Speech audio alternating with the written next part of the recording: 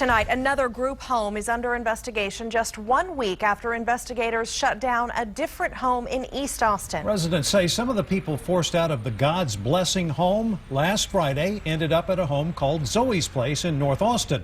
The Department of Aging and Disability Services today investigated Zoe's Place after complaints about the air conditioning and a bad insect infestation. KXAN's Chris Sadeghi has more on what they found. For the better part of the day, about 50 people living here were receiving medical evaluations, and those that checked out okay will be allowed to stay here. Still, this inspection may be indirectly tied to the shutdown of another group home last week. While medics and inspectors were all over, people living at Zoe's Place came to the owner's defense. It's not a bad place. I don't have nothing bad to say. It's good because this woman works hard. But lice, bed bugs, and a shortage of beds and food were all found by DADS on Friday during their investigation that may have been prompted a day earlier.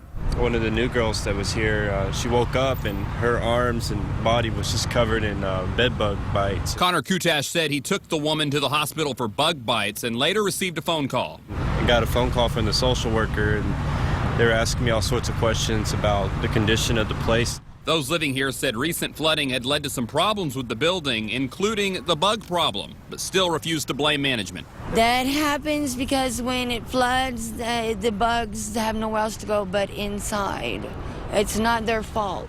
Code compliance and DADS determined for the time being, Zoe's Place will stay open for people who still want to call it home. I mean, I guess everybody's doing what they can to live here. You know, a lot of people could be in a worse situation.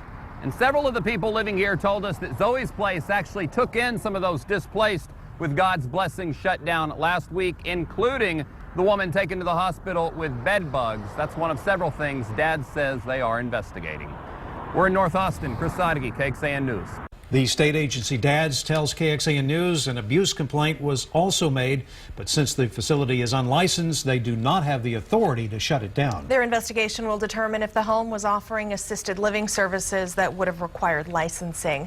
Incidents like last week's investigation at the God's Blessing home led one city council member to call for more inspections around Austin. Councilmember Ora Houston called for enforcement teams to work with the city's code department to look for potential violations at group homes.